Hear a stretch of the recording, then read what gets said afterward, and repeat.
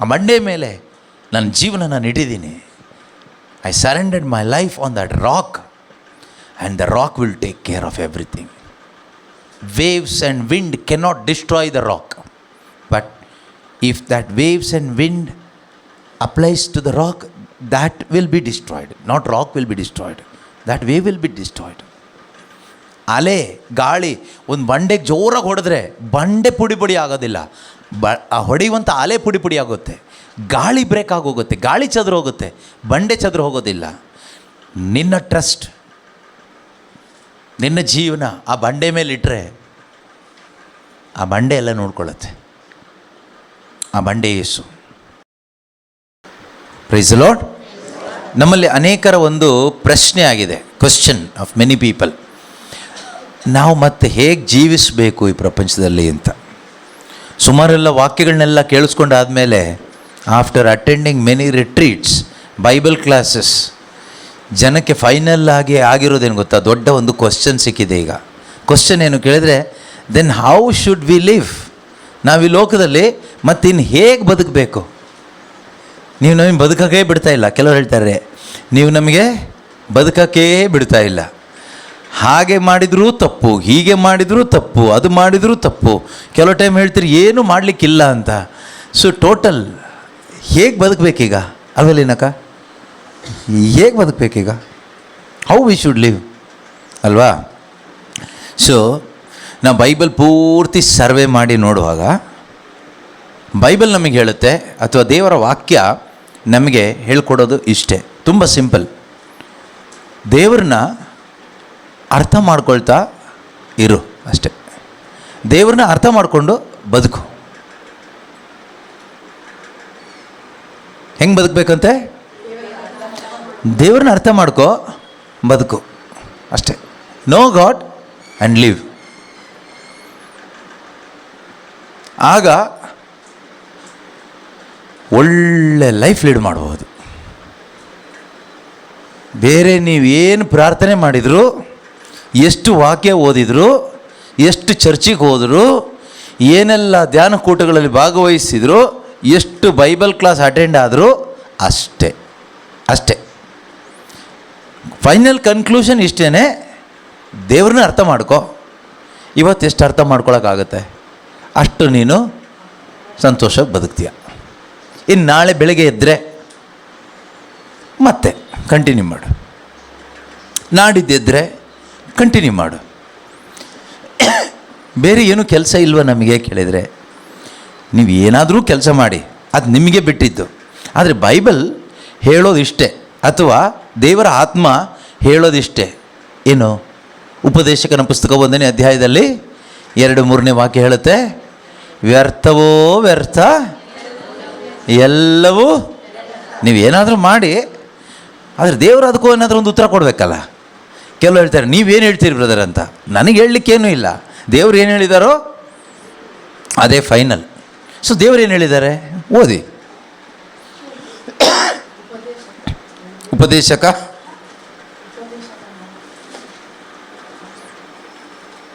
ಉಪದೇಶಕ ಎಕ್ಲೇಸಿಯಾಸ್ಟಸ್ ಇಂಗ್ಲೀಷಲ್ಲಿ. ಯಾರು ಓದ್ತಾರೀಗ ನಮಗೋಸ್ಕರ? ಉಪದೇಶಕನು ಹೇಳುವುದನ್ನು ಕೇಳಿ. ವ್ಯರ್ಥಗಳಲ್ಲಿ ವ್ಯರ್ಥ, ವ್ಯರ್ಥವೇ ವ್ಯರ್ಥ, ಎಲ್ಲವೂ ವ್ಯರ್ಥ. ಅಂದರೆ ಇಲ್ಲಿ ಎಲ್ಲವೂ ಅಂತ ಹೇಳಿದಾಗ ಎಲ್ಲವೂ, ಆಲ್ ಈಸ್ ವ್ಯಾನಿಟಿ ಅಂತ ಹೇಳಿದ ಮೇಲೆ ಮತ್ತೆ ಅದು ಅಂತ ಕೇಳಬೇಡಿ, ಮತ್ತೆ ಇದು ಅಂತ ಕೇಳಬೇಡಿ. ಎಲ್ಲವೂ ಅಂತ ದೇವರ ವಾಕ್ಯ ಹೇಳಿ ಆದಮೇಲೆ ಎಲ್ಲವೂ ವ್ಯರ್ಥ. ಹಾಗಾದ್ರೆ ನಾವೇನು ಮಾಡಬಾರ್ದಾ ಅಂತ ಕೇಳಬೇಡಿ. ಏನು ಮಾಡಬೇಕು ಅಂತಲೂ ಇದೇ ಉಪದೇಶಕ ಲಾಸ್ಟಿಗೆ ಹೇಳ್ತಾನೆ. ಏನು ಮಾಡಬೇಡ ಅಂತಲ್ಲ ಹೇಳಿರೋದು, ಏನು ಮಾಡಬೇಕು ಅಂತಲೂ ಹೇಳಿದ್ದಾರೆ. ಎಲ್ಲ ವ್ಯರ್ಥನೇ, ಆದ್ದರಿಂದ ನೀನು ಏನು ಮಾಡಬೇಕು ಅದನ್ನು ಹೇಳಿದ್ದಾರೆ. ಈಗ ಯೇಸು ಸ್ವಾಮಿ ಮಾತಲ್ಲಿ ಹೇಳೋದಾದರೆ, ಕೇಳುವುದಕ್ಕೆ ಕಿವಿಯುಳ್ಳವನು ಕೇಳಿಸಿಕೊಳ್ಳಲಿ. ಅದು ನಿಮಗೆ ಬಿಟ್ಟಿದ್ದೀಗ. ನಿಮಗೆ ದೇವ್ರ ಮೇಲೆ ನಂಬಿಕೆ ಇಲ್ಲ ಅಂದರೆ, ಸೊ ನಮಗೆ ದೇವ್ರನ್ನ ನಂಬೋದಕ್ಕಿಂತ ನಮ್ಮ ಫ್ಯೂಚರ್ ಮೇಲೆ ನಂಬಿಕೆ ಭಾಳ ಜನಕ್ಕೆ. ಬ್ರದರ್, ಇವತ್ತು ನಾವಿದು ಮಾಡಿದರೆ ನಾಳೆ ನಮ್ಮ ಫ್ಯೂಚರ್ ಚೆನ್ನಾಗಿರುತ್ತೋ ಇಲ್ವೋ? ನಾಳೆ ಅಂದರೆ 1 ವರ್ಷ ಬಿಟ್ಟು, 5 ವರ್ಷ ಬಿಟ್ಟು, 10 ವರ್ಷ ಬಿಟ್ಟು ಹೇಳ್ತಾ ಇರೋದು ಇವರು. But day after tomorrow, next hour, ಮುಂದಿನ ಗಂಟೆಯಲ್ಲಿ ಏನಾಗುತ್ತೆ ಅನ್ನೋದು ಯಾರು ಹೇಳ್ತಾರಪ್ಪ? ಯಾರಿಗೆ ಗೊತ್ತಾಗುತ್ತೆ? ಯಾರಾದ್ರು ಹೇಳ್ತೀರಾ ನಿಮ್ಮಲ್ಲಿ ಬುದ್ಧಿವಂತರು? ಹೇಳೋಕ್ಕಾಗಲ್ಲ. ಮತ್ತು 5 ವರ್ಷ ಬಿಟ್ಟು, 10 ವರ್ಷ ಬಿಟ್ಟು ಏನಾಗಬೇಕು ಅಂತ ಈಗಲೇ ನೀವು ಡಿಸೈಡ್ ಮಾಡಿ, ಪ್ಲ್ಯಾನ್ ಮಾಡಿ, ಈಗಲೇ ಅದಕ್ಕೆ ಪ್ರಿಪೇರ್ ಆಗ್ತಿದ್ದೀರಿ. ಕರೆಕ್ಟಾ? ಉಪದೇಶಕ ಹೇಳ್ತಾನೆ ಏನಂತ? ವ್ಯರ್ಥವೋ ವ್ಯರ್ಥ, ಎಲ್ಲವೂ ವ್ಯರ್ಥ. ಯಾವುದಕ್ಕೂ ಏನು ಅರ್ಥ ಇಲ್ಲ, ಎಲ್ಲವೂ.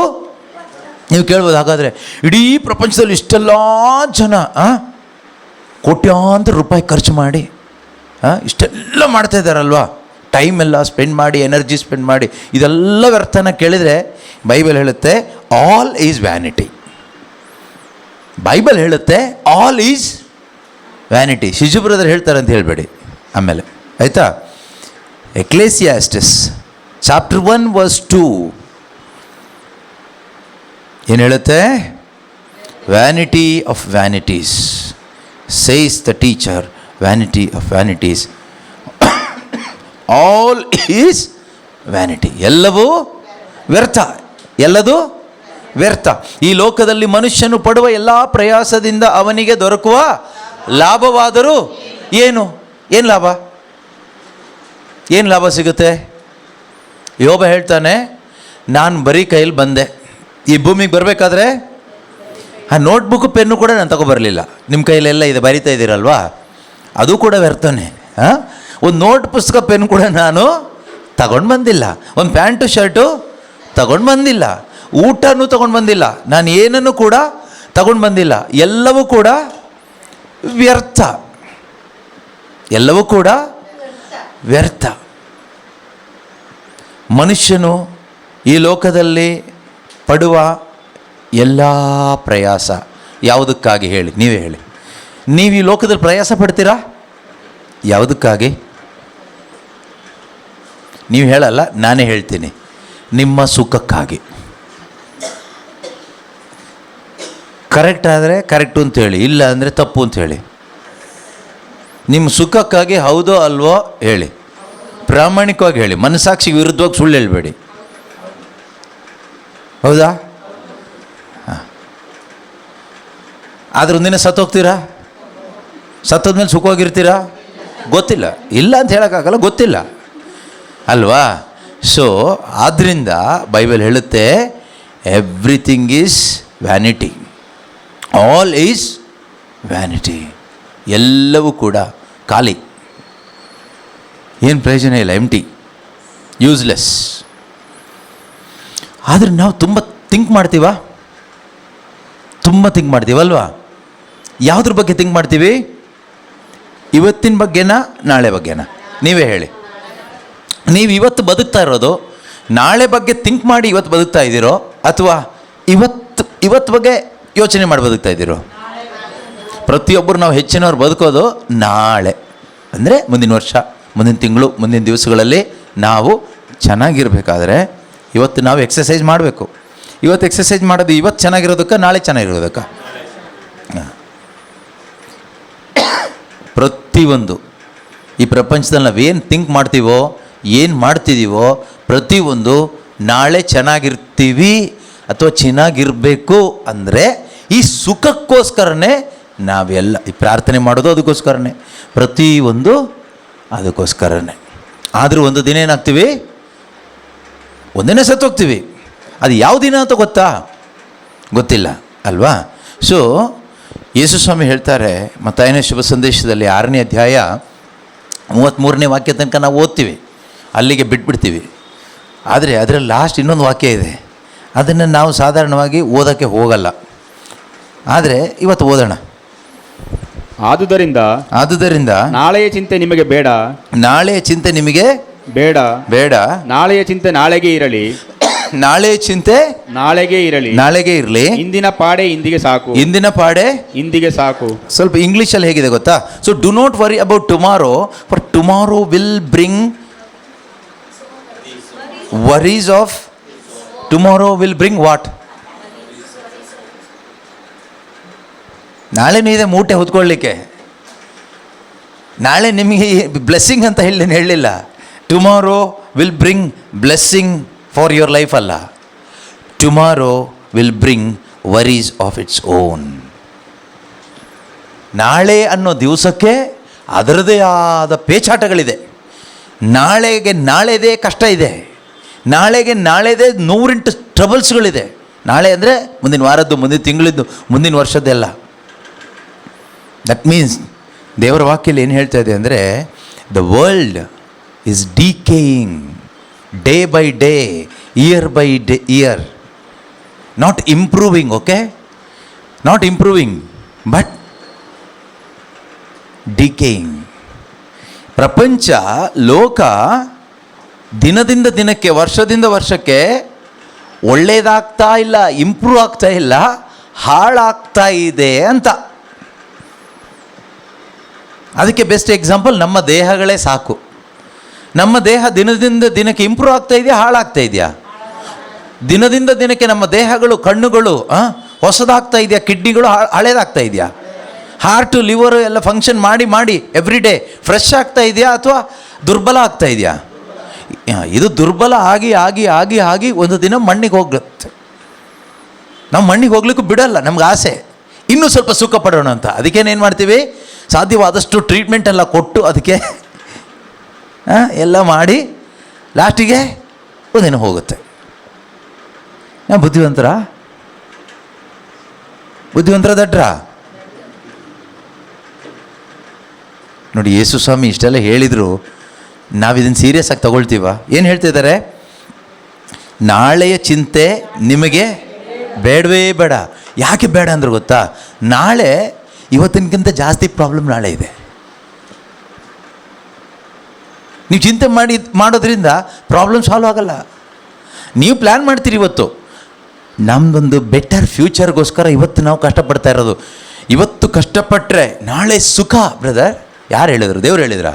ದೇವ್ರು ಹೇಳ್ತಾರೆ, ಇವತ್ತು ನೀನು ಕಷ್ಟಪಟ್ಟರೆ ನಾಳೆ ಇನ್ನೂ ದೊಡ್ಡ ಕಷ್ಟ ಇದೆ ನಿನಗೆ, ಸುಖ ಅಲ್ಲ ಇರೋದು. ಡಿಸ್ಕರೇಜ್ ಆಗ್ತಾ ಇದೆಯಾ, ಎನ್ಕರೇಜ್ ಆಗ್ತಾ ಇದೆಯಾ? ದೇವರ ವಾಕ್ಯ ಕೇಳಿ. ಎನ್ಕರೇಜ್ ಆಗ್ತಾ ಇದೆ. ಯಾಕೆ ಅಂದರೆ ಸ್ವರ್ಗಕ್ಕೆ ಹೋಗಲಿಕ್ಕೆ, ಯೇಸುವಿನ ಸಂಬಂಧದಲ್ಲಿ ಮುಂದಕ್ಕೆ ಹೋಗಲಿಕ್ಕೆ ಎನ್ಕರೇಜ್ ಆಗುತ್ತೆ. ಪಿಶಾಚಿ ಜೊತೆಗೆ ಬದುಕಲಿಕ್ಕೆ ಡಿಸ್ಕರೇಜ್ ಆಗುತ್ತೆ. ಓಕೆ, ಅದು ನಿಮ್ಮಿಷ್ಟ. ನೀವು ಯಾರ ಜೊತೆಗೆ ಬೇಕಾದರೂ ನೀವು ಬದುಕ್ಬೋದು, ಅದು ನಿಮ್ಮ ಆಯ್ಕೆ. ಕೇಳೋದಕ್ಕೆ ಕಿವಿಯುಳ್ಳವನು ಕೇಳಿಸ್ಕೊಳ್ಳಿ. ನಮ್ಮ ಕೆಲಸ ಬೋಧಿಸೋದಷ್ಟೇ ಅಲ್ವಾ? ಇನ್ನು ನಿಮ್ಮ ಕೆಲಸ ಬೋಧನೆ ಆಲಿಸಿ ಅದು ಯಾವ ಪ್ರಕಾರ ಬದುಕಬೇಕೋ ಆ ಥರ ಬದುಕೋದು ನಿಮಗೆ ಬಿಟ್ಟಿದ್ದು. ಯಾಕೆಂದರೆ ಉಪದೇಶಕ ಏನು ಹೇಳ್ತಾನೆ ಗೊತ್ತಾ? ಲಾಸ್ಟಿಗೆ ಒಂದು ಮಾತು ಹೇಳ್ತಾನೆ. ಆ 12ನೇ ಅಧ್ಯಾಯದಲ್ಲಿ 13 ಮತ್ತು 14ನೇ ವಾಕ್ಯ. ಆ 14ನೇ ವಾಕ್ಯನೂ ನಾವು ಮಿಸ್ ಮಾಡ್ತೀವಿ. ಎಲ್ಲ ವ್ಯರ್ಥ ಎಂದು ಹೇಳಿ ಪ್ರಾರಂಭ ಮಾಡಿದವನು ಲಾಸ್ಟಿಗೆ ಎಂಡ್ ಮಾಡೋದೇನು ಗೊತ್ತಾ? ಎಲ್ಲವನ್ನೂ ಕೇಳಿ ಆಯಿತು, ದೇವರಿಗೆ ಭಯಪಟ್ಟು ಅವರ ಆಜ್ಞೆಗಳನ್ನು ಕೈಗೊಳ್ಳು. ಇದೇ ಪ್ರತಿಯೊಬ್ಬ ಮಾನವನ ಕರ್ತವ್ಯ. ಏನು ಮಾಡಬೇಕಂತೆ? ನಮಗೆ ಮಾಡಲಿಕ್ಕೇನು ಕೆಲಸ ಇಲ್ಲ ಅಂತ ಅಲ್ಲ, ನಮಗೊಂದೇ ಒಂದು ಕೆಲಸ. ನಾನು ಪ್ರಾರಂಭದಲ್ಲ ಹೇಳಿದೆ, ನಾವು ಹೇಗೆ ಬದುಕಬೇಕು ಅಂತ. ಮತ್ತು ನಾವು ಹೇಗೆ ಬದುಕಬೇಕು, ಏನು ಮಾಡಬೇಕು? ನೋಯಿಂಗ್ ಗಾಡ್, ಅಂಡರ್ಸ್ಟ್ಯಾಂಡಿಂಗ್ ಗಾಡ್ ಅಷ್ಟೇ. ದೇವರನ್ನ ಅರಿತುಕೊಳ್ತಾ ಬದುಕೋದೇ ನಮ್ಮ ಕೆಲಸ. ದೇವ್ರನ್ನ ಅರ್ಥ ಮಾಡ್ಕೊಳ್ತಾ ಬದುಕಿದರೆ ಅಷ್ಟೇ ಸಾಕು. ದೇವ್ರನ್ನ ಅರ್ಥ ಮಾಡ್ಕೊಳ್ತಾ ಬದುಕೋದಂದ್ರೆ ಹೇಗೆ? ದೇವ್ರನ್ನ ನಾವು ಅರ್ಥ ಮಾಡ್ಕೊಂಡಷ್ಟು ಅವರ ಇಷ್ಟದ ಪ್ರಕಾರ ನಾವು ಬದುಕಲಿಕ್ಕೆ ಪ್ರಯತ್ನ ಪಡ್ತೀವಿ. The more we understand God, the more we can lead a life pleasing to him. If you want to lead a life pleasing to God, you must understand Him first. Without understanding God, you cannot please God. You cannot please God. Before pleasing, you must know Him. ಹಾಗಾದರೆ ನಮ್ಮ ಕೆಲಸ ಏನು? ಇಷ್ಟೇ ಕೆಲಸ. ಅಥವಾ ಹೇಗೆ ಬದುಕಬೇಕು, how I should live, understanding God. ಇವತ್ತು ಎಷ್ಟಾಗುತ್ತೋ ಅಷ್ಟು ದೇವ್ರನ್ನ ಅರ್ಥ ಮಾಡ್ಕೊ, ಬದುಕು. ಇವತ್ತಿನ ದಿವಸ ಮುಗೀತು. ಅಷ್ಟಕ್ಕೆ ದೇವ್ರನ್ನ ಅರ್ಥ ಮಾಡ್ಕೊಂಡು ಮುಗ್ದಿಲ್ಲ, ನಮ್ಮ ಕೆಪಾಸಿಟಿ ಅಷ್ಟೇ. ಮತ್ತೆ ನಾಳೆ ಬೆಳಗ್ಗೆ ಎದ್ದರೆ ನಾಳೆದೇ 108 ಚಿಂತೆಗಳಿರುತ್ತೆ. ನೀನು ಚಿಂತೆ ಮಾಡಬೇಡ, ನೀನು ದೇವ್ರನ್ನ ಅರಿತುಕೋ. ಚಿಂತೆ ಮಾಡೋರು ಮಾಡ್ಕೊಂಡಿರಲಿ, ನೀನು ಅವ್ರ ಜೊತೆಗೆ ಸೇರ್ಲಿಕ್ಕೆ ಹೋಗಬೇಡ. ನೀನು ಅವ್ರ ಜೊತೆಗೆ ಸೇರಿದರೆ ನೀನು ಚಿಂತೆ ಮಾಡೋನಾಗ್ತೀಯ. ಅದರಿಂದ ನಿನ್ನ ಕೆಲಸ ಒಂದೇ, ದೇವ್ರನ್ನ ಅರ್ಥ ಮಾಡ್ಕೋ, ಬದುಕು. ಎಷ್ಟು ದಿವಸ ಬದುಕ್ತೀಯೋ ಅಷ್ಟು ದಿವಸ ನೆಮ್ಮದಿಯಾಗಿ ಬದುಕ್ಬೋದು. 100 ವರ್ಷ ಬದುಕ್ತಿರೋ, 20 ವರ್ಷ ಬದುಕ್ತಿರೋ, 15 ವರ್ಷ ಬದುಕ್ತಿರೋ, 40 ವರ್ಷ ಬದುಕ್ತಿರೋ, ಆ ಸಮಯ ದೇವ್ರ ಕೈಯಲ್ಲಿದೆ. ನಮಗೆ ನಿಗದಿಯಾದ ಸಮಯ, ಹುಟ್ಟುವ ಸಮಯ, ಸಾಯುವ ಸಮಯ ಯಾರ ಕೈಯಲ್ಲಿದೆ? ನೀವು ಹುಟ್ಟುವ ಸಮಯ ಯಾರಿಗೆ ಗೊತ್ತಿತ್ತು ಮುಂಚಿತವಾಗಿ? ಅಲ್ವಾ? ನೀವು ಸಾಯುವ ಸಮಯ ಯಾರಿಗೆ ಗೊತ್ತಿದೆ? ನಿಮಗೆ ಯಾರಿಗಾದ್ರೂ ಗೊತ್ತಾ? ಗೊತ್ತಿಲ್ಲ ಅಲ್ವಾ? So exact time, right time, ಹುಟ್ಟಲಿಕ್ಕೆ ಯಾವಾಗ, ಸಾಯಲಿಕ್ಕೆ ಯಾವಾಗ ಅಂತ ದೇವರಿಗೆ ಮಾತ್ರ ಗೊತ್ತು. ಮತ್ತು ನಿಮಗೆ ಯಾಕೆ ಚಿಂತೆ? ನಮಗೆ ಚಿಂತೆ ಯಾಕೆ ಕೇಳಿದರೆ, ಈ ಸುಖ ಮಿಸ್ ಆಗುತ್ತಲ್ವಾ? ನಮ್ಮ ಚಿಂತೆಗೆ ಕಾರಣ ಏನು ಕೇಳಿದರೆ, ಈ ಪ್ಲೆಷರ್. ನಮ್ಮ ಡ್ರೈವಿಂಗ್ ಫೋರ್ಸೇ ಪ್ಲೆಷರ್. ಈ ಲೋಕದಲ್ಲಿ ನಮ್ಮನ್ನು ಮುಂದಕ್ಕೆ ಕರ್ಕೊಂಡು ಹೋಗ್ತಾ ಇರೋದೆ hope of tomorrow's pleasure. That is deception. ನಾಳೆಯ ಸುಖ ಇವತ್ತು ನಡೆಸ್ತಾ ಇದೆ ನಮ್ಮನ್ನು. ನಾಳೆಯ ಹೋಪ್ ಆಫ್ ಟುಮಾರೋಸ್ ಪ್ಲೆಷರ್, ನಾಳೆಯ ಸುಖದ ಕುರಿತಾದ ಒಂದು ಹೋಪ್, ಭರವಸೆ. ನಾಳೆ ಒಳ್ಳೆಯದಾಗಬಹುದು, ಆಗುತ್ತೆ, ಹಾಗೇ ಆಗುತ್ತೆ ಎಂಬ ಒಂದು ಭರವಸೆ ಇವತ್ತು ನಮ್ಮನ್ನು ನಡೆಸ್ಕೊಂಡು ಹೋಗ್ತಾ ಇದೆ. ಇವತ್ತಿಗೆ ಕರ್ಕೊಂಡು ಬಂದಿದ್ದು ನಿನ್ನೆ ಯೋಚನೆ ಮಾಡಿದ್ವಿ. ನಿನ್ನೆ ಏನು ಯೋಚನೆ ಮಾಡಿದ್ವಿ? ನಾಳೆ ಎಲ್ಲ ಒಳ್ಳೇದಾಗುತ್ತೆ ಅಂತ. ಇವತ್ತಿಗೆ ಬಂದಾಗ ಗೊತ್ತಾಯಿತು ಏನು ಒಳ್ಳೇದಿಲ್ಲ, ಇನ್ನೂ ವರ್ಸ್ಟ್ ಆಗಿದೆ ಅಂತ. ಆದರೂ ನಮಗೆ ಬುದ್ಧಿ ಬರಲ್ಲ. ನಮ್ಮ ಮೈಂಡ್ ಹೇಳುತ್ತೆ ನಾಳೆ ಒಳ್ಳೇದಾಗುತ್ತೆ ಅಂತ. ಆ ಹೋಪಲ್ಲಿ ಇವತ್ತು ಕಷ್ಟನೂ ಸುಖನೂ ಅಡ್ಜಸ್ಟ್ಮೆಂಟಲ್ಲಿ ಬಂದುಬಿಡ್ತೀವಿ. ಹೀಗೆ ಎಷ್ಟೋ ವರ್ಷಗಳು ಕಳೆದೋಯ್ತು, ಇವತ್ತಿನ ತನಕ ಬಂದಿದ್ದೀವಿ ಇನ್ನೂ ಬದುಕಿ. ಆದರೂ ನಾವಿನ್ನೂ ಮುಟ್ಟಾಳರಾಗಿ ನಾಳೆ ಎಲ್ಲ ಒಳ್ಳೇದಾಗುತ್ತೆ, ಈ ಪ್ರಾರ್ಥನೆ ಮುಗಿದ ಮೇಲೆ ಎಲ್ಲ ಒಳ್ಳೇದಾಗುತ್ತೆ ಅಂತಲೇ ಇದ್ದೀವಿ. ಏನು ಒಳ್ಳೇದಾಗುತ್ತೋ ನನಗೆ ಗೊತ್ತಿಲ್ಲ. ಮುಗಿದ ತಕ್ಷಣ ಹಾರ್ಟ್ ಅಟ್ಯಾಕ್ ಆಗಿ ಒಬ್ಬ ಸಾಯ್ದೇನೂ ಇರ್ಬೋದು, ನಮಗೆ ಗೊತ್ತಿಲ್ಲ. We don't know. ಏನಕ್ಕೆ ಯಾಕೆ ಹೆದರ್ತಾ ಇದ್ದೀರಾ? ನಿಮಗೆಲ್ಲ ಹೇಳಿದ್ದು, ಯಾರಾದರೂ ಒಬ್ಬರು ಹೋಗ್ಬೋದು ಅಂತ ಹೇಳಿದ್ದು. ಇದು ಪ್ರವಾದನೆ ಏನಲ್ಲ, ಪ್ರಾಫೆಸಿ ಹೇಳಿದರೆ ಆಗುತ್ತೆ ಅಂತಲ್ಲ, ಆ ಥರ ಅಲ್ಲ. ಜಸ್ಟ್ ಯಾಕಂದ್ರೆ ಯಾಕೊಬ್ಬರು ಹೇಳ್ತಾರಲ್ವಾ, ಅದೇ ಥರ ಹೇಳಿದ್ದಷ್ಟೇ. ಯಾಕೊಬ್ಬ ಏನು ಹೇಳ್ತಾರೆ? 4ನೇ ಅಧ್ಯಾಯ 13-14ನೇ ವಾಕ್ಯದಲ್ಲಿ ಹೇಳ್ತಾರಲ್ವ, ಆ ಥರ ಹೇಳಿದೆ ಅಷ್ಟೇ ನಾನು. ಅದರ ಅರ್ಥ ಈಗೆಲ್ಲರೂ ಹೋಗ್ಬಿಡ್ತಾರೆ ಅಂತ ಏನಲ್ಲ. ಹೆದರ್ಕೋಬೇಡಿ ಆಯಿತಾ? ಇನ್ನು ಸುಖ ಪಡ್ಲಿಕ್ಕೆ ನಿಮಗೆ ಟೈಮ್ ಇದೆ. ನಾಳೆ ನಿಮಗೆ ಸುಖ ಕಾದಿದೆ ಅಂತ ಬೈಬಲ್ ಹೇಳಲಿಲ್ಲ. Tomorrow is waiting for tomorrow's worries. Tomorrow has its own worries. ಇವತ್ತಿನ ಸೆಟ್ಲ್ ಮಾಡಪ್ಪ ಫಸ್ಟು. ಇವತ್ತಿಂದೇ ನೀನು ಸೆಟ್ಲ್ ಮಾಡಿ ನೆಮ್ಮದಿಯಾಗಿ ಮಲ್ಕೋ. ಹಾಯಾಗಿ ಮಲಗಿ ನಿದ್ರಿಸುವೆನು, ಸುಖಿಯಾಗಿ ಮರಳಿ ಎದ್ದೇಳುವೆನು ಅಂತ ಇವತ್ತು ಸುಖವಾಗಿ ಮಲಗು ಫಸ್ಟು. ಆಮೇಲೆ ನಾಳೆ ಹೇಳೋದು ಆಮೇಲೆ. ದೇವರೇ ಹೇಳ್ತಾರೆ ನಾಳೆ ಇದೆ ನಿಮಗೆ ಮೂಟೆ ಹೊತ್ಕೊಳ್ಳಿಕ್ಕೆ. ಏನು ಹೊತ್ಕೊಳ್ಳಿಕ್ಕೆ? ಹಾಂ, ನಾಳೆ ಇದೆ. ಎಲ್ಲ ಒಳ್ಳೇದಾಗುತ್ತೆ ಅಂತ ಯೋಚನೆ ಮಾಡ್ತಿದ್ದೀರಾ? ಒಳ್ಳೇದಾಗತ್ತೆ. ಅಲ್ಲಿ ಪರಲೋಕದಲ್ಲಿ ಇದ್ದು ಯೋಚನೆ ಮಾಡಿದರೆ ಒಳ್ಳೇದಾಗ್ತಾಯಿತ್ತು. ನೀವಿರೋದು ಈ ಪ್ರಪಂಚದಲ್ಲಿ. ಯಾವ ಪ್ರಪಂಚ? ತುಂಬ ಸುಂದರವಾದ ಪ್ರಪಂಚನ? ತುಂಬ ಒಳ್ಳೆ ಜಾಗನ? ಒಳ್ಳೆ ಜಾಗನ? ಮೈ ತುಂಬ ಆಭರಣ ಹಾಕ್ಕೊಂಡು ಮಧ್ಯರಾತ್ರಿಯಲ್ಲಿ ಇಲ್ಲಿ ನಡ್ಕೊಂಡು ಹೋದರೆ ಎಲ್ಲರೂ ಬಂದು ಫೋಟೋ ತಗೊಂಡು ಹೋಗ್ತಾರೆ ಅಷ್ಟೇ, ಬೇರೆ ಏನು ತೊಂದರೆ ಆಗಲ್ಲ. ಅಷ್ಟು ಒಳ್ಳೆ ಪ್ರಪಂಚದಲ್ಲಿ ನಾವಿದ್ದೀವಿ ಅಲ್ವಾ? ಮಹಾತ್ಮ ಗಾಂಧಿಯವರು ಒಂದು ಮಾತು ಹೇಳ್ತಾರೆ. ಯಾವಾಗ ಮಧ್ಯರಾತ್ರಿಯಲ್ಲಿ ಒಂದು ಹುಡುಗಿ ನಮ್ಮ ಭಾರತ ದೇಶದಲ್ಲಿ ಯಾವುದು ತೊಂದರೆ ಇಲ್ಲದೆ ಸ್ವತಂತ್ರವಾಗಿ ನಡ್ಕೊಂಡು ಹೋಗ್ತಾಳೋ, ಭಯ ಇಲ್ಲದೆ, ಅವತ್ತೇ ನಮ್ಮ ದೇಶಕ್ಕೆ ನಿಜವಾಗ್ಲೂ ಸ್ವಾತಂತ್ರ್ಯ ಬರೋದು ಅಂತ. ಇವತ್ತು ನಡ್ಕೊಂಡು ಹೋಗ್ಲಿಕ್ಕಾಗತ್ತಾ? ಹಗಲೇ ಆಗಲ್ಲ. ಅಂದರೆ ಇನ್ನೂ ಸ್ವಾತಂತ್ರ್ಯ ಬಂದಿಲ್ಲ. ಬೇಕಾಗಿರೋದು ನಿಜವಾಗ್ಲೂ ಆ ಸ್ವಾತಂತ್ರ್ಯ ಇನ್ನೂ ಬಂದಿಲ್ಲ.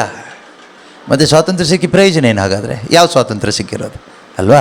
ಸೊ ಈ ಸ್ವಾತಂತ್ರ್ಯ ಬರಬೇಕು. ಅದು ಈ ಲೋಕದಲ್ಲಿ ನಮಗೆ ಸಿಗೋದು ಇಲ್ಲ. ಈ ಪ್ರಪಂಚದಲ್ಲಿ, ಈ ಜೀವಮಾನದಲ್ಲಿ, ಈ ಲೋಕದಲ್ಲಿ ನಮಗೆ ನೋಡ್ಲಿಕ್ಕೆ ಅದು ಇಂಪಾಸಿಬಲ್, ಸಾಧ್ಯನೇ ಇಲ್ಲ. Because world is decaying day by day. ಪ್ರಪಂಚ ಹಾಳಾಗ್ತಾ ಇದೆ ದಿನದಿಂದ ದಿನಕ್ಕೆ, ಬಿಟ್ಟರೆ ಉದ್ಧಾರ ಆಗ್ತಾ ಇಲ್ಲ, ಆಗೋದು ಇಲ್ಲ. ಆದರೆ ಅಂಥ ಒಂದು ಜೀವನ ಇದೆ ಮುಂದಿನ ಯುಗ ಅಂತ ಹೇಳ್ತೀವಿ, ಬರಲಿರುವ ಯುಗ, that millennium year, coming days, ಅದು ಯೇಸುಕ್ರಿಸ್ತನ ಜೊತೆಗೆ ಜೀವಿಸುವಂತಹ ಆ ನವಯುಗ. ಅದು ಬೈಬಲ್ ಹೇಳುತ್ತೆ. ಆ ನವಯುಗಕ್ಕೆ ಈಗ ಹೋಗಲ್ಲ, ಸದ್ಯಕ್ಕೆ ಈ ಯುಗದ ಬಗ್ಗೆನೇ ನೋಡೋಣ. ನಾವು ಈ ಯುಗದ ಬಗ್ಗೆನೇ ಇದೇ ಒಂದು ಸ್ವರ್ಗ ಅನ್ನೋ ರೀತಿಯಲ್ಲಿ ಬದುಕ್ತಾ ಇದ್ದೀವಿ. ಇಲ್ಲಿ ಏನೋ ಸಿಗುತ್ತೆ, ಇಲ್ಲಿ ಏನೋ ಒಳ್ಳೇದಿದೆ ಅಂತ ನಾವು ಬದುಕ್ತಾ ಇದ್ದೀವಿ. ಯಾಕೊಬ್ಬರು ಏನು ಹೇಳ್ತಾರೆ, 14-15 ವಾಕ್ಯ ಸಾಕನ್ಸತ್ತಲ್ವಾ? ನಿಮ್ಮ ಜೀವಮಾನ ಎಷ್ಟು ಮಾತ್ರದ್ದು, ನಿಮ್ಮ ಜೀವಮಾನ ಎಷ್ಟು ಮಾತ್ರದ್ದು, ಈಗ ಕಾಣಿಸಿಕೊಂಡು ಆಮೇಲೆ ಕಾಣದೆ ಹೋಗುವ ಹೊಗೆಯಂತೆ ಅದು, ಆಮೇಲೆ ಕಾಣದೆ ಹೋಗುವ ಹೊಗೆಯಂತೆ ಅದು. ಹೊಗೆ ಥರ ಅಂತೆ ನಮ್ಮ ಜೀವನ ಯಾವ ರೀತಿ ಇದೆ ಹಾಗಾದರೆ? ಈಗ ಕಾಣಿಸಿಕೊಂಡು ಆಮೇಲೆ ಕಾಣಿಸದೆ ಹೋಗುವ ಹೊಗೆಯಂತೆ ಅದು.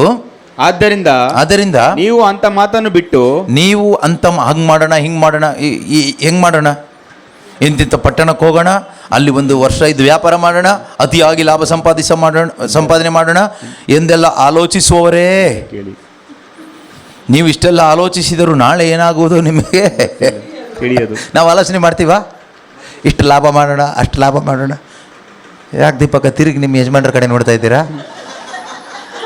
ಇಂಡೈರೆಕ್ಟಾಗಿ ಏನೋ ಹೇಳ್ತಾ ಇದ್ದೀರಿ ಅನ್ಸುತ್ತೆ. ಈ ವಾಕ್ಯಕ್ಕೆ ಸಂಬಂಧಪಟ್ಟಾಗ ಏನೋ ಮಾಡ್ತಾ ಇದ್ದಾರೆ ಅವರು. ಓಕೆ, ನೀವು ಅವ್ರನ್ನ ಎಲ್ರಿಗೂ ಹಿಡ್ಕೊಡ್ತಾ ಇದ್ದೀರಾ.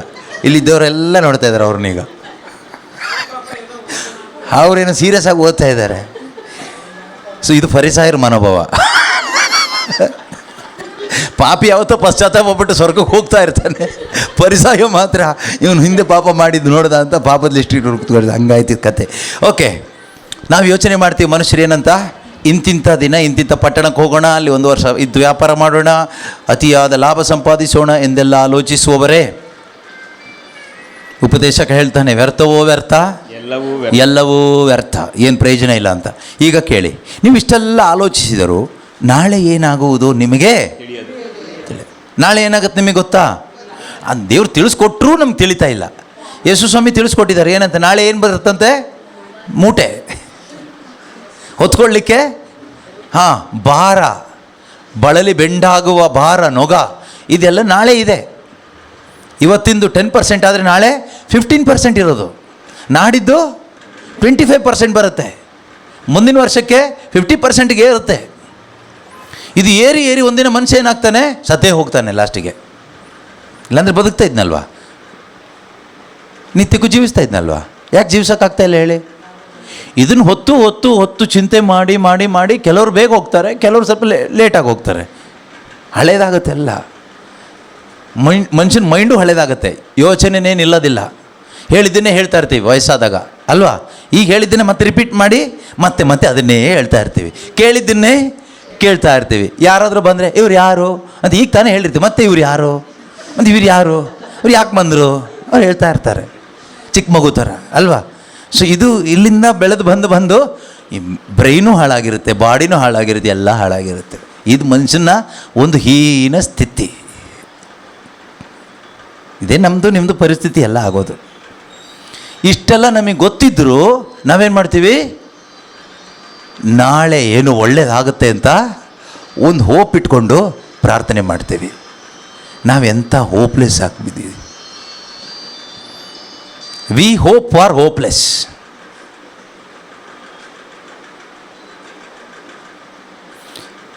ಮತ್ತೇನು ಮಾಡಬೇಕು? ಅಷ್ಟೇ, ದೇವ್ರನ್ನ ಅರ್ಥ ಮಾಡಿಕೊಂಡು ಇವತ್ತು ಬದುಕ್ರಿ, ನಾಳೆ ಬದುಕಬೇಡಿ. ನಾಳೆ ಇನ್ನೂ ಬಂದಿಲ್ಲ. Only live in the present. Okay, don't go to past or future. ಹಿಂದಕ್ಕೂ ಹೋಗಬೇಡಿ, ಮುಂದಕ್ಕೂ ಹೋಗಬೇಡಿ. ಹಿಂದೆ ಹೋದರೆ ಏನೂ ಸಿಗಲ್ಲ, ಮುಂದೆ ಹೋದರೆ ಗ್ಯಾರಂಟಿನೂ ಇಲ್ಲ. ಬೆಳಿಗ್ಗೆ ಎದ್ರೇ ಗ್ಯಾರಂಟಿ, ಹೇಳ್ತೀವಿ ಅಂತನೂ ಗ್ಯಾರಂಟಿ ಇಲ್ಲ ಅಲ್ವಾ? ನಿಮ್ಮ ಜೀವಮಾನ ಎಷ್ಟು ಮಾತ್ರದ್ದು. ಈಗ ಕಾಣಿಸಿಕೊಂಡು ಆಮೇಲೆ ಕಾಣದೇ ಹೋಗುವ ಹೊಗೆಯಂತೆ ಅದು. ಆದ್ದರಿಂದ ನೀವು ಅಂತ ಮಾತನ್ನು ಬಿಟ್ಟುಬಿಡಿ. ಪ್ರಭುವಿನ ಚಿತ್ತ ಇದ್ದರೆ ಬದುಕ್ತೀವಿ ಅಂತ ಮಾತ್ರ ಮನಸ್ಸಿಗೆ ತಗೊಂಡು ಬದುಕ್ರಿ ಅಷ್ಟೆ. ದೇವ್ರ ಚಿತ್ತ ಇದ್ದರೆ ನಾಳೆ ನಾವು ಬದುಕ್ತೀವಿ ಅಷ್ಟೇ. ಏನು ಮಾಡೋದು ಬದುಕಿ? ದೇವ್ರನ್ನ ಅರಿತೀವಿ ಅಷ್ಟೇ. ಬದುಕಿ ಏನು ಮಾಡೋದು? ಬದುಕಿ ದೇವ್ರನ್ನ ಅರ್ತ್ಕೊಳ್ತೀವಿ. ನಾಳೆ ದೇವ್ರ ಚಿತ್ತ ಇದ್ದರೆ ನಾಡಿದ್ದು ಬದುಕ್ತೀವಿ, ದೇವ್ರನ್ನ ಅರ್ತ್ಕೊಳ್ತೀವಿ. ಏನಾದರೂ ಕಷ್ಟ ಇದೆಯಾ? ದುಡ್ಡು ಖರ್ಚಾಗುತ್ತಾ? ಟೆನ್ಷನ್ ಆಗುತ್ತಾ? ಏನಿಲ್ಲ. ಟೆನ್ಷನ್ ಆಗೋದು ನಾಳೆ ಬದುಕ್ತೀವಿ, ನಾಳೆ ಮನೆ ಕಟ್ತೀವಿ ಅಂದರೆ ಟೆನ್ಷನ್ ಇರುತ್ತೆ. ದುಡ್ಡು ಬೇಕು, ಕೆಲಸಗಾರ ಸಿಗಬೇಕು, ಮಳೆ ಇರಬಾರ್ದು, ಎಲ್ಲ ಅಡ್ಜಸ್ಟ್ಮೆಂಟ್ ಆಗಬೇಕು. ನಾಳೆ ದೇವ್ರನ್ನ ಅರ್ತ್ಕೊಳ್ತೀವಿ ಅಂದರೆ ಫ್ರೀ, ಏನು ದುಡ್ಡು ಖರ್ಚಾಗಲ್ಲ, ಯಾರನ್ನೂ ಹುಡ್ಕೋದೇ ಬೇಕಾಗಿಲ್ಲ, ಈಸಿಯಾಗಿ ಆಗುತ್ತೆ ಕೆಲಸ. ದೇವರು ನಮಗೆ ಒಳ್ಳೆಯ ಜೀವನ ಕೊಟ್ಟರು ಕೂಡ ನಾವು ಮುಟ್ಟಾಳ್ರ ಥರ 108 ಚಿಂತೆಗಳನ್ನ ತಲೆಗೆ ಹಾಕ್ಕೊಂಡು ನಾಳೆ ಬಗ್ಗೆ ನೋಡಿ, ನಾವು ನಮ್ಮದೇ ಹೊತ್ಕೊಳ್ಳೋಕ್ಕಾಗಲ್ಲ. ಜೊತೆಗೆ ಯಾರ್ದೆಲ್ಲ ಹೊತ್ಕೊಳ್ತೀವಿ ಹೇಳಿ? ನನ್ನ ಮಗ, ಮಗಳು, ಅದು 2 ಮಕ್ಕಳಿದ್ರೆ 2 ಮಕ್ಕಳದು, 4 ಮಕ್ಕಳಿದ್ರೆ 4 ಮಕ್ಕಳದು, ಮತ್ತು ಅವ್ರಿಗೇನಾದರೂ ಮದುವೆ ಆದರೆ ಆ ಮಕ್ಕಳದು, ಅವ್ರಿಗೆ ಮದುವೆ ಆದಾಗ ನಾವು ಉಳ್ಕೊಂಡಿದ್ರೆ ಅವ್ರದ್ದು.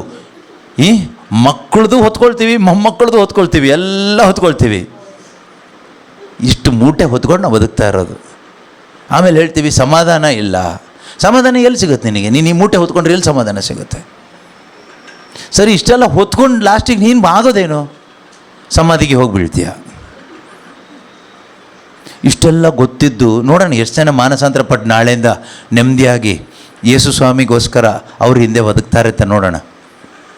ಆಗ ನೀವು ಬುದ್ಧಿವಂತರಾಗ್ತೀರಿ. ಇಲ್ಲ ಅಂದರೆ ಯೇಸು ಸ್ವಾಮಿ ಹೇಳಿದಾಗೆ, ನನ್ನ ಈ ಮಾತನ್ನು ಕೇಳಿಯೂ ಅದನ್ನು ಅನುಸರಿಸದೇ ಹೋದರೆ ಮರಳಿನ ಮೇಲೆ ಮನೆ ಕಟ್ಟಿಕೊಂಡ,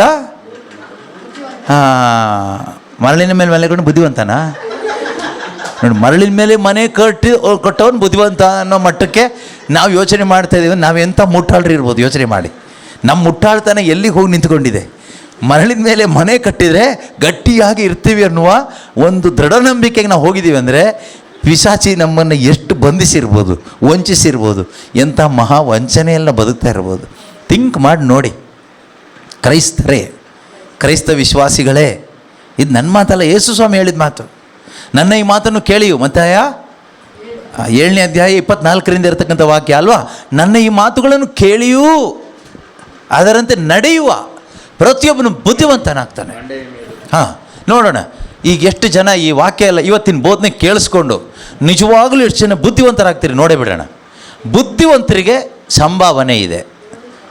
okay, reward is only for the wise people in the sight of God. You will be rewarded. Wise people will be rewarded from the wise god.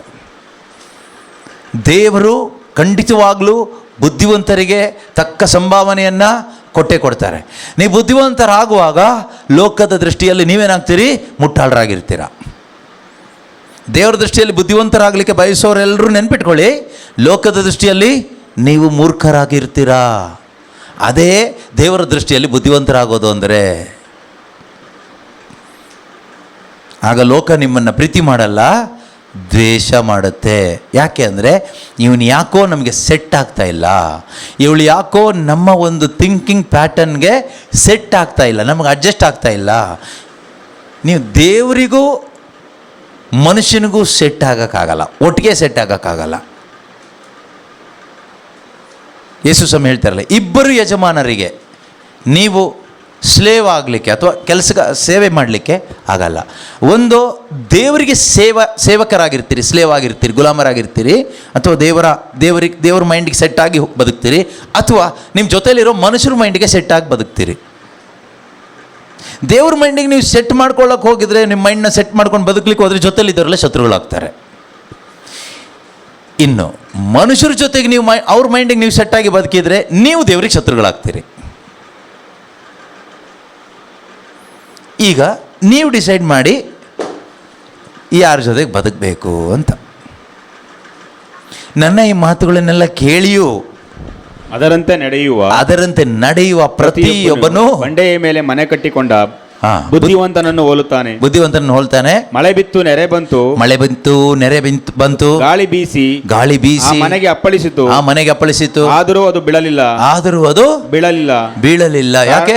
ಕಾರಣ ಅದರ ಅಡಿಗಟ್ಟು ಬಂಡೆಯ ಮೇಲಿತ್ತು. ಅದರ ಅರ್ಥ ಏನು ಗೊತ್ತಾ? Your trust is on the Lord. ನಿನ್ನ ವಿಶ್ವಾಸ, ನಿನ್ನ ದೃಢವಾದ ವಿಶ್ವಾಸ ಕರ್ತನ ಮೇಲೆ ಇದೆ, ನಿನ್ನ ಮೇಲೆ ಅಲ್ಲ, ನಿನ್ನ ಫ್ಯೂಚರ್ ಮೇಲೆ ಅಲ್ಲ, ಮನುಷ್ಯನ ಮೇಲೆ ಅಲ್ಲ. Your trust is only on the rock. Your trust is on that rock. That rock is Jesus Christ. David says, the Lord is my rock and my salvation. That rock is my trust. I put my trust on that rock. ಆ ಬಂಡೆಯ ಮೇಲೆ ನನಗಿದೆ ದೃಢವಾದ ವಿಶ್ವಾಸ. ದೇವರೇ ನನ್ನ ಕಲ್ಲು ಬಂಡೆ, ದೇವರೇ ನನ್ನ ಬಂಡೆ. ಆ ಬಂಡೆಯ ಮೇಲೆ ನನ್ನ ಜೀವನ ನಾನು ಇಟ್ಟಿದ್ದೀನಿ. I surrendered my life on that rock and the rock will take care of everything.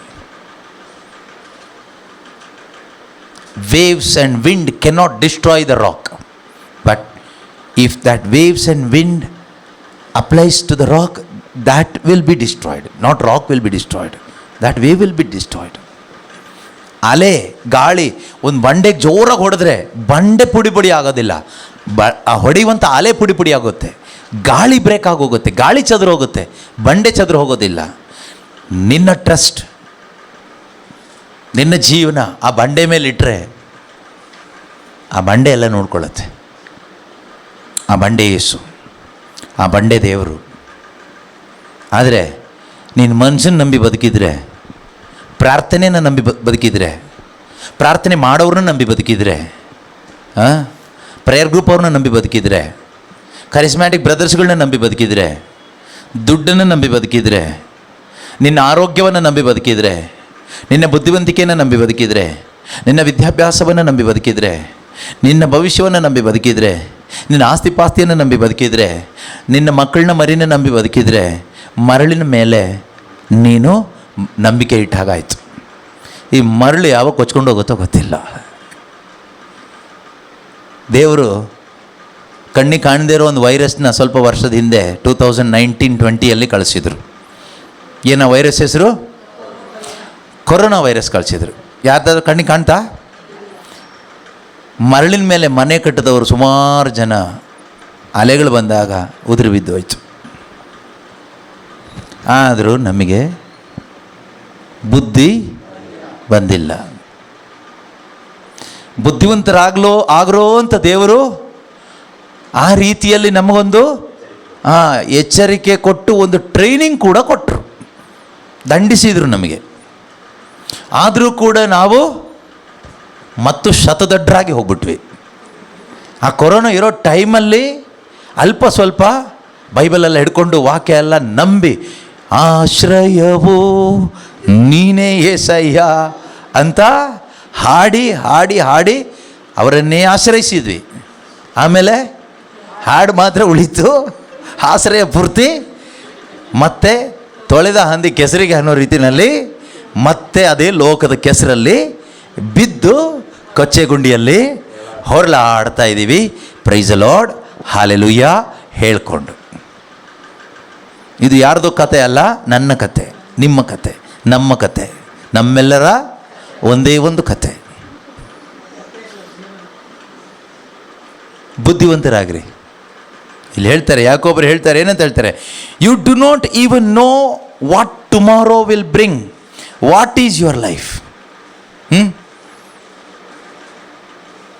ನಾಳೆ ಏನಾಗುವುದು ನಮಗೆ ಗೊತ್ತಿಲ್ಲ ಅಂತ. ನಿನ್ನ ಜೀವಮಾನ ಎಷ್ಟು ಮಾತ್ರದ್ದು? ನಿನ್ನ ಜೀವಮಾನ ಎಷ್ಟು ಮಾತ್ರದ್ದು? ನಾಳೆ ಏನಾಗುವುದೋ ನಮಗೆ ಗೊತ್ತಿದೆಯಾ? ಯಾರಿಗಾದರೂ ಗೊತ್ತಿದೆಯಾ? ನಿಮ್ಮಲ್ಲಿ ಯಾರಿಗಾದರೂ ಹೇಳಲಿಕ್ಕಾಗುತ್ತೋ ನಾಳೆ ಇಂಥದ್ದೇ ಆಗುತ್ತೆ ಅಂತ? ಏನೋ ಹೇಳಿದ್ದಕ್ಕೆ ಒಂದು ಆಗ್ಬಹುದೇನೋ, ಆದರೆ ಒಂದು 10 ದಿನ ಹಾಗೆ ಹೇಳ್ಬೋದಾ? ನಮಗೆ ಗೊತ್ತಿಲ್ಲ, ಹೇಳೋಕ್ಕಾಗೋಲ್ಲ ಅಲ್ವಾ?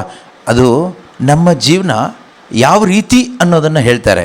ಈಗ ಕಾಣಿಸಿಕೊಂಡು ಆಮೇಲೆ ಕಾಣದೇ ಹೋಗುವ ಹೊಗೆಯಂತೆ ಅದು. What is your life? This is your life. Do you want to know what is your life? This is what your life is. You are a mist. You are a mist ಅಂದ್ರೇನು? ಹಿಮ ಅಲ್ವಾ? ಹೊಗೆ. ಬಿಸಿಲು ಬಂದರೆ ಕರ್ಗೋಯ್ತು, ಕಾಣ್ತಾನೆ ಇಲ್ಲ. ಈಗಿತ್ತಲ್ಲ ಇಲ್ಲಿ ಹೋಗಬೇಕಾದ್ರೆ ಇತ್ತು, ಫುಲ್ ಮಿಸ್ಟ್ ಇತ್ತು ಗಾಡೀಲಿ. ವಾಪಸ್ ಬರಬೇಕಾದ್ರೆ ಇಲ್ಲ, ಎಲ್ಲೋಯ್ತು? ಅಷ್ಟೇ ನಮ್ಮ ಜೀವನ ಅಷ್ಟೇ. ಈಗ ತಾನೇ ಬೈಕ್ ತೊಗೊಂಡು ಹೋದರು, ಫೋನ್ ಬಂತು ಇಲ್ಲ ಅಂತ. ಮೊನ್ನೆ ಅಷ್ಟೇ ಮದುವೆ ಆಗಿ ಇಬ್ಬರು ಹೋದರು, ಈಗ ನೋಡಿದರೆ ಫೋಟೋದಲ್ಲಿದ್ದಾರೆ. ಇಲ್ಲ, ಮನುಷ್ಯನ ಜೀವನ ಇಷ್ಟೇ ಅಂತ ಈ ರೀತಿ ದೇವರು ಪಾಠ ಹೇಳಿಕೊಟ್ರು. ನಮ್ಮ ಈ ಒಂದು ಮಂಕು ಕವಿದ ಬುದ್ಧಿಗೆ ಈ ಪಾಠ ಹೋಗ್ತಾನೇ ಇಲ್ಲ. ನಾವು ಮತ್ತೆ ಯೋಚನೆ ಮಾಡ್ತೀವಿ, ನಾಳೆ ಎಲ್ಲ ಒಳ್ಳೆಯದಾಗುತ್ತೆ, ನಾಳೆ ಎಲ್ಲ ಈ ರೀತಿ ನಾಳೆ ಎಲ್ಲ ಒಳ್ಳೆಯದಾಗುತ್ತೆ ಅಂತ ಈ ಒಂದು ತಪ್ಪಾದ ಒಂದು ಭರವಸೆ ನಮ್ಮಲ್ಲಿ ತುಂಬಿಸ್ಲಿಕ್ಕೆ ಸುಮಾರು ಕರಿಸ್ಮ್ಯಾಟಿಕ್ ಪ್ರೀಚರ್ಸ್ಗಳು ಇದ್ದಾರೆ.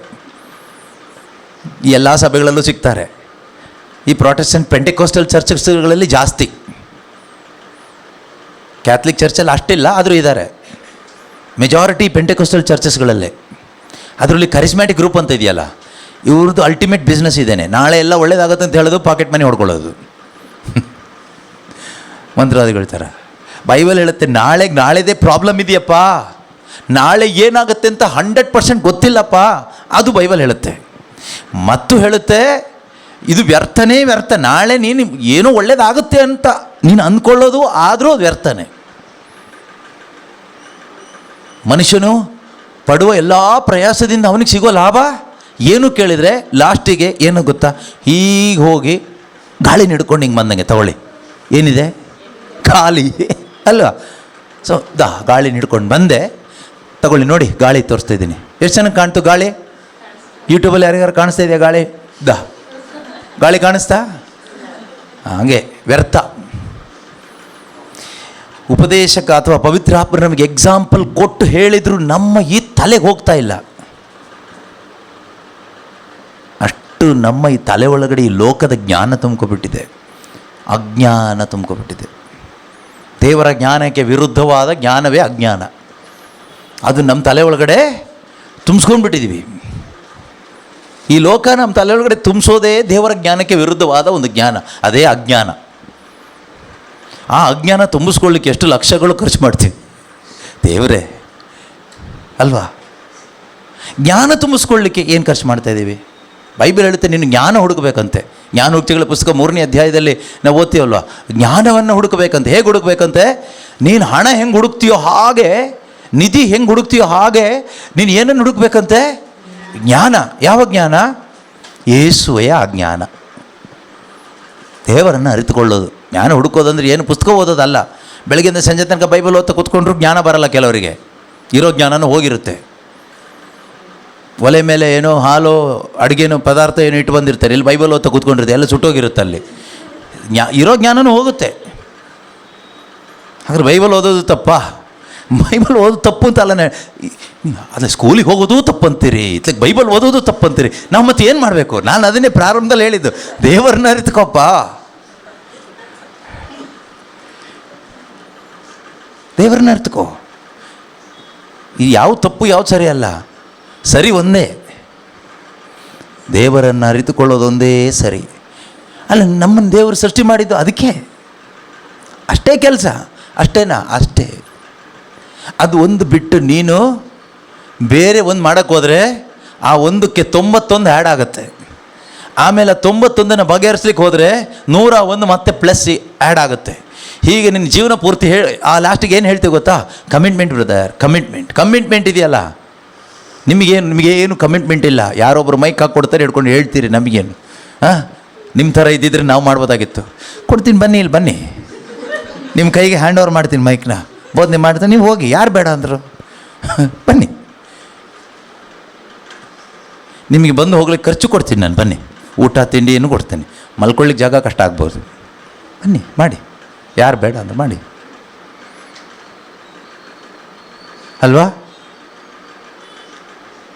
ನೋಡಿ ನಮ್ಮ ತಲೆ ಎಷ್ಟು ಕರಪ್ಟಾಗಿ ಹೋಗಿದೆ. ನಾವು ಹೇಳ್ತೀವಿ, ನಮಗೆ ಗೊತ್ತಾ ಈ ವಿಷಯ ಗೊತ್ತು, ನಮಗೆಲ್ಲರಿಗೂ ಬುದ್ಧಿವಂತರು ಹೇಳ್ತೀವಿ ಏನಂತ? ಪ್ರಪಂಚದಲ್ಲಿ ತುಂಬ ಕರಪ್ಷನ್ ಇದೆ ಬ್ರದರ್, ಹೇಳ್ತೀವ? ಎಲ್ಲ ಕಡೆ ಕರಪ್ಷನ್ ಹೇಳ್ತೀವ? ಚರ್ಚ್ ಒಳಗಡೆನೂ ಕರಪ್ಷನ್ ಇದೆ ಅಂತ ಹೇಳ್ತೀವ? ಹೇಳ್ತೀವಿ. ಗೌರ್ಮೆಂಟಲ್ಲಿ ಕರಪ್ಷನ್ ಇದೆಯಾ? ಇದೆ. ಎಲ್ಲ ಕಡೆ ಕರಪ್ಷನ್. ನೀನು ಎಲ್ಲಿದೆಯಾ? ನೀನು ಎಲ್ಲಿದೆಯಾ? ಈ ಕರಪ್ಷನ್ ಅಂದರೆ ಏನಿದೆ? ಎಲ್ಲಿಂದ ಬರುತ್ತೆ? ಮೇಲಿಂದ ಬರುತ್ತಾ? ಮನುಷ್ಯನ ತಲೆ ಒಳಗಡೆಯಿಂದ ಬರುತ್ತಾ? ಹಾಗಾದ್ರೆ ಆ್ಯಕ್ಚುಲಿ ಕರಪ್ಟೆಡ್ ಯಾರೀಗ? ಇಲ್ಲಿ ಇಂಡೈರೆಕ್ಟಾಗಿ ಏನು ಹೇಳ್ತಾ ಇದೀವಿ ಗೊತ್ತಾ? I am corrupted, I am corrupted, I am corrupted. You are also part of the government, you are also part of the church, you are also part of the society. ನಾವೇನು ಹೇಳ್ತಾ ಇದ್ವಿ? Society corrupt ಆಗಿಬಿಟ್ಟಿದೆ, ಚರ್ಚಲ್ಲಿ ತುಂಬ corruption ಇದೆ ಅಲ್ವಾ, ಗೌರ್ಮೆಂಟಲ್ಲಿ ತುಂಬ corruption ಇದೆ. You are also part of it ಅಂದಮೇಲೆ ಇಂಡೈರೆಕ್ಟಾಗಿ ನೀನು ಹೇಳ್ತಾ ಇರೋದೇನು? ನನ್ನಲ್ಲಿ ತುಂಬ ಕರಪ್ಷನ್ ಇದೆ. ಹಾಗಾದರೆ ನನ್ನಲ್ಲಿ ಕರಪ್ಷನ್ ಇದ್ಮೇಲೆ ಈಗ ಫಸ್ಟ್ ಯಾರು ರೆಡಿ ಆಗಬೇಕು? ನಾನು ರೆಡಿ ಆಗಬೇಕು. ಒಂದು ಹಾಡಿದೆ ಮಲಯಾಳಮಲ್ಲಿ, ಕನ್ನಡದಲ್ಲಿ ಟ್ರಾನ್ಸ್ಲೇಷನ್ ಆಗಿದೆಯಲ್ಲೋ ಗೊತ್ತಿಲ್ಲ. ಉಣರ್ತಣಮೇ ಎನ್ನೆ ಉಣರ್ತಣಮೇ ಆತ್ಮಾವಾಲೆನ್ನೆ ಉಣರ್ತಣಮೇ ಅಂದರೆ ಎಚ್ಚರಗೊಳಿಸು ನನ್ನ ಎಚ್ಚರಗೊಳಿಸು, ಆತ್ಮರಿಂದ ನನ್ನ ಎಚ್ಚರಗೊಳಿಸು ಅಂತ. ಅಥವಾ ಉಜ್ಜೀವನ ಪಡಿಸು ನನ್ನ ಉಜ್ಜೀವನ ಪಡಿಸು, ಆತ್ಮನಿಂದ ನನ್ನ ಉಜ್ಜೀವನ ಪಡಿಸು. ഞാനുണർന്നാലെൻ ദേശമുണരും ಉಣರ್ತಣಮೇ ಎನ್ನೆ ಉಣರ್ತಣಮೇ, ನಾನು ಎದ್ದರೆ ನನ್ನ ದೇಶ ಏಳುವುದು, ಎಬ್ಬಿಸಿರಿ ನನ್ನನ್ನೆಬ್ಬಿಸಿರಿ ಅಂತ. ಪವಿತ್ರಾತ್ಮರಿಂದ ನನ್ನನ್ನು ಮೊದಲು ಎಬ್ಬಿಸ್ರಿ ದೇವರೇ, ನನ್ನನ್ನು ಎಬ್ಬರಿಸ್ತೀರಿ. ನಾನು ಮಲ್ಕೊಂಡಿದ್ದೀನಿ, ನನ್ನಲ್ಲಿ ಕರಪ್ಷನ್ ಇದೆ, ನನ್ನನ್ನೇ ಉಜ್ಜೀವನ ತಗೊಂಡು ಬನ್ನಿ. ನನ್ನಲ್ಲೂ ಉಜ್ಜೀವನ ಬಂದರೆ ನನ್ನ ದೇಶದಲ್ಲೂ ಉಜ್ಜೀವನ ಬರುತ್ತೆ, ನನ್ನ ಸಭೆಯಲ್ಲೂ ಉಜ್ಜೀವನ ಬರುತ್ತೆ, ನನ್ನ ಸಮೂಹದಲ್ಲೂ ಉಜ್ಜೀವನ ಬರುತ್ತೆ. ಕರೆಕ್ಟ್ ಅಲ್ವಾ? ಈಗ ಹಾಗಾದರೆ ಫಸ್ಟು ಮಾನಸಾಂತರ ಪಡಬೇಕಾಗಿರೋದು ಅವರೋ ನಾನು? ನಾನು ಫಸ್ಟು ಮಾನಸಾಂತರ ಪಡಬೇಕು. ನೀವು ಕೆಲವರು ಯೂಟ್ಯೂಬಲ್ಲಿ ಇದ್ದವ್ರು ಹೇಳ್ತಾ ಇರ್ಬೋದು, ನೀನು ಫಸ್ಟು ಮಾನಸಾಂತರ ಪಡು ಅಂತ ಹೇಳ್ತಾ ಇರ್ಬೋದು.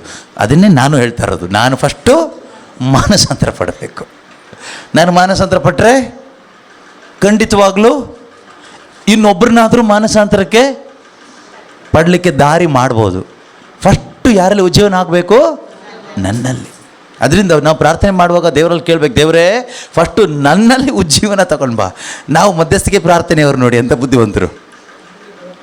ಮಧ್ಯಸ್ಥಿಕೆ ಪ್ರಾರ್ಥನೆ ಮಾಡೋರು ಏನು ಮಾಡ್ತೀವಿ ಹೇಳಿ? Prayer warriors, intercessors of nations. ಏನು ಪ್ರಾರ್ಥನೆ ಮಾಡ್ತೀವಿ? ದೇವರೇ ನಮ್ಮ ದೇಶದ ಮೇಲೆ ಉಜ್ಜೀವನದ ಮಳೆ ಬರಲಿಯಪ್ಪ, ನಮ್ಮ ರಾಜ್ಯದ ಮೇಲೆ ಉಜ್ಜೀವನದ ಮಳೆ ಬರಲಿಯಪ್ಪ, ಎಲ್ಲ ಸಭೆಗಳ ಮೇಲೆ ಉಜ್ಜೀವನದ ಮಳೆ ಬರಲಿಯಪ್ಪ, ಎಲ್ಲ ಕುಟುಂಬಗಳ ಮೇಲೆ ಉಜ್ಜೀವನದ ಮಳೆ ಬರಲಿಯಪ್ಪ, ಮುಖ್ಯವಾಗಿ ಇಲ್ಲಿ ಬೋಧನೆ ಮಾಡೋ ಈ ಮನುಷ್ಯನ ಮೇಲೆ ಉಜ್ಜೀವನ ಬರಲಿಯಪ್ಪ ಅಂತೆಲ್ಲ ಪ್ರಾರ್ಥನೆ ಮಾಡ್ತೀವಿ, ಮಧ್ಯಸ್ಥಿಕೆ ಮಾಡ್ತೀವಿ. ನನಗೋಸ್ಕರ ಎಷ್ಟು ಜನ ಮಾಡ್ತಾರೆ. ನೀವು ಯಾವತ್ತಾರು ದೇವರೇ ಫಸ್ಟ್ ನನ್ನಲ್ಲೊಂದು ಉಜ್ಜೀವನ ಬರಲಿಯಪ್ಪ, ನನ್ನಲ್ಲಿ ಬರಲಿ ಉಜ್ಜೀವನ ಅಂತ ನೀವು ಪ್ರಾರ್ಥನೆ ಮಾಡಿದ್ದೀರಾ?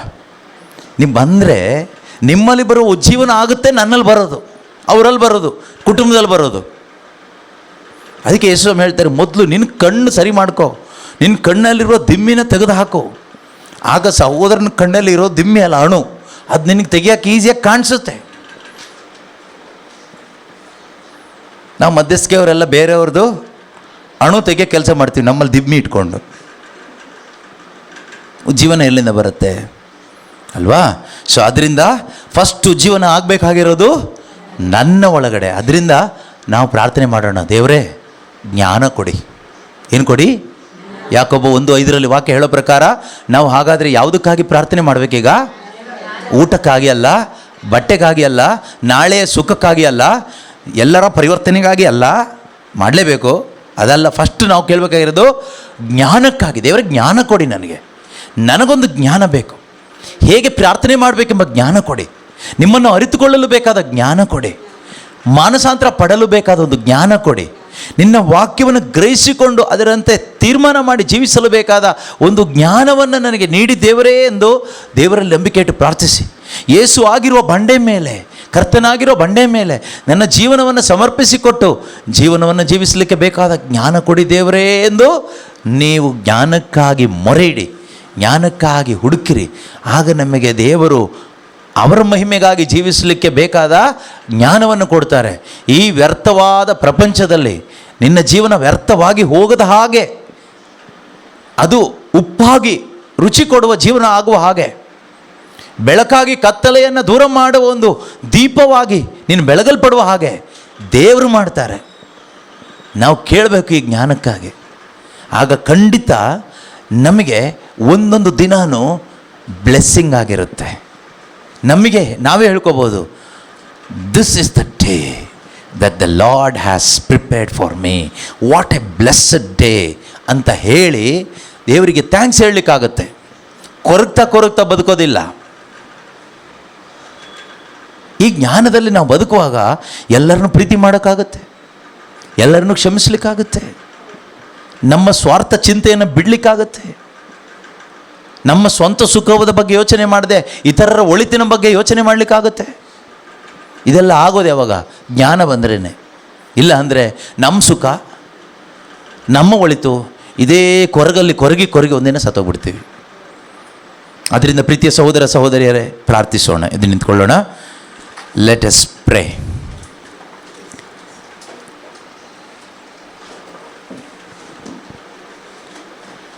ಪ್ರೀತಿಯ ಸಹೋದರ ಸಹೋದರಿಯರೇ, ದೇವರು ಕೊಟ್ಟಂಥ ಈ ಸುಂದರವಾದ ಒಂದು ಅವಕಾಶಕ್ಕಾಗಿ ಆತ್ರೇಗ ದೇವರಿಗೆ ಕೃತಜ್ಞತೆಯನ್ನು ಸಲ್ಲಿಸ್ತಾ ನಾವು ಪ್ರಾರ್ಥನೆ ಮಾಡೋಣ. ಪ್ರೀತಿಮಯನಾದ ಒಳ್ಳೆಯ ದೇವರೇ, ನಮ್ಮನ್ನು ಯಾವಾಗಲೂ ಪ್ರೀತಿಸುವಾತನೇ, ನಮ್ಮ ಇಹಲೋಕದ ಜೀವಿತದ ಕುರಿತು ಕಾಳಜಿಯುಳ್ಳ ದೇವರು ನೀವಾಗಿದ್ದೀರಿ ಸ್ವಾಮಿ. ಈ ಲೋಕದಲ್ಲಿ ನಾವು ಜೀವಿಸುವಾಗ, ಈ ಶರೀರದಲ್ಲಿ ನಾವು ಜೀವಿಸುವಾಗ ನಾವು ಹೇಗೆ ಬದುಕಬೇಕು, ಯಾವ ರೀತಿ ಬದುಕಬೇಕು ಎಂಬುದನ್ನು ನೀವು ನಮಗೆ ತಿಳಿಸಿಕೊಟ್ಟಿದ್ದೀರಿ ಅಪ್ಪ.